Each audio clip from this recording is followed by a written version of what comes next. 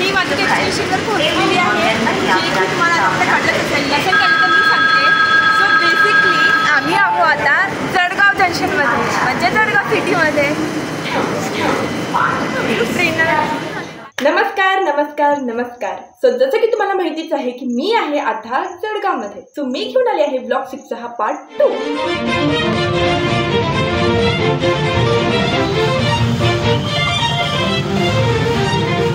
आणि basically currently आता मी आहे हॉस्टेलमध्ये. ब्लॉग 6चा पार्ट 1 खूप मोठा होत होता, म्हणून मी घेऊन आली आहे हा ब्लॉग 6चा पार्ट 2. माझ्या ट्रेनची तिकीट अवेलेबलच नव्हती, सगळे रिझर्वेशन फुल झालं होतं. तर भेटली तिकीट तर कधीची, अनंत चतुर्दशीच्या दिवशीची.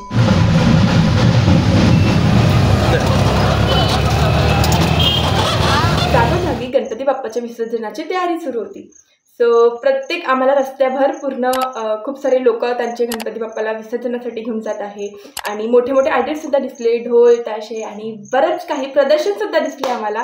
खूप भारी वाटलं. या सगळ्या गोष्टीमुळे मला माझ्या युनिव्हर्सिटीला पोहोचायला कमीत कमी 1 ते 1.5 तास लागला.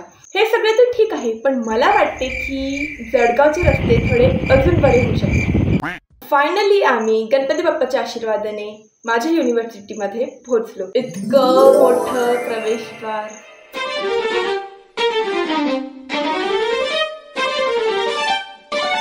तर तुम्ही इमॅजिन करू शकता की प्रवेशद्वारच इतकं मोठं आहे युनिव्हर्सिटीचं, तर युनिव्हर्सिटी किती मोठी असणार. सो युनिव्हर्सिटीचं प्रवेशद्वारपासून तर मेन ॲडमिनिस्ट्रेशनच्या बिल्डिंगपर्यंत कमीत कमी 1.5 ते 2 किलोमीटरचा अंतर आहे.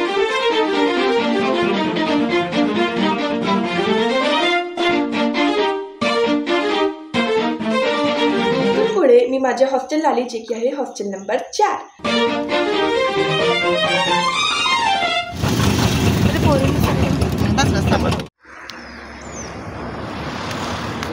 सो गाईज फायनली आम्ही पोहोचले आमच्या हॉस्टेलवर, म्हणजे माझ्या हॉस्टेलवर. सो गाईज आता मी माझ्या हॉस्टेलवर पोहोचलेली आहे आणि इथे गणपती विसर्जन सुरू आहे. सो आतमध्ये आरती वगैरे सुरू होते मगापासून. सो नाव हा ब्लॉग आपण इथेच सेंड करूयात.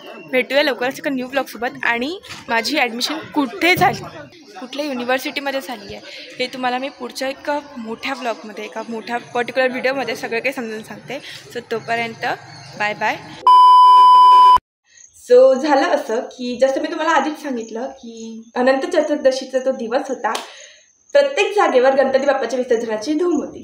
इथे पण तसंच झालं. मी आले तेव्हा मला कळालं की माझ्यासुद्धा हॉस्टेलमध्ये गणपती बाप्पा विराजमान होते आणि त्यांच्या विसर्जनाला सुरुवात झाली. खूप सारे सिनियर्स आणि रेक्टर मॅम आणि बरेच जण गणपती बाप्पाच्या तयारीसाठी लागले होते.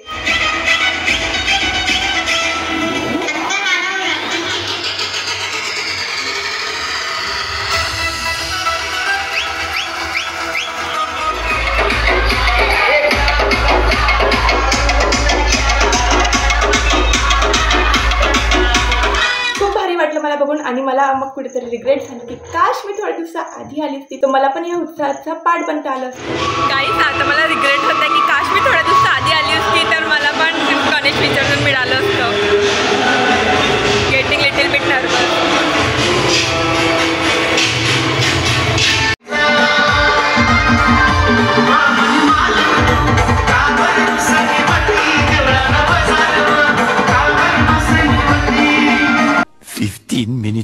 आता घरी 6 वाजले आहेत. आतापर्यंत माझी हॉस्टेलची रूम अलॉट नाही झाली. सो आता आम्ही थोडं चालत चालत इकडे बाजूला कॉम्प्लेक्स आहे, कॉम्प्लेक्समध्ये जातो आहे. आणि कॉम्प्लेक्समध्ये म्हणजे असं आहे की तिथे शॉपिंगचं वगैरे सगळं काही सामान अवेलेबल आहे, म्हणजे मुलींकरिता.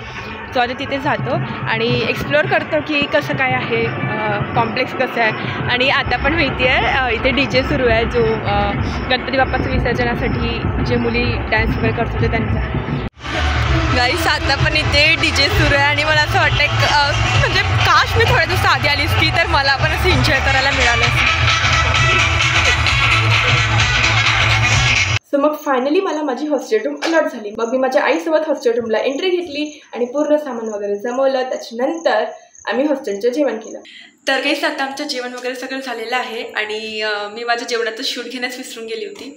बट ठीक आहे, काही नाही. आता मी झोपतच होतो. सो एक महत्त्वाची गोष्ट तुम्हाला सगळ्यांना सांगायची राहिली. माझा नंबर लागला आहे गव्हर्मेंट युनिव्हर्सिटीमध्ये Jalgaon, north Maharashtra university Jalgaon. So कुठल्या ब्रँचसाठी लागला आहे आणि कशामध्ये लागल्या हे सगळे मी तुम्हाला हळूहळू सांगेलच प्रत्येक व्हिडिओमध्ये. पण हा व्हिडिओ आणि हा ब्लॉग आपण इथेच संपूयात. आणि अशा प्रकारे माझी ही नागपूर ते जळगावची जर्नी, स्पेशली माझ्या हॉस्टेलपर्यंतची जर्नी पूर्ण झाली. तर चला आता मी तुम्हाला माझी युनिव्हर्सिटीचे काही सुंदर सुंदर क्लिप्स दाखवते.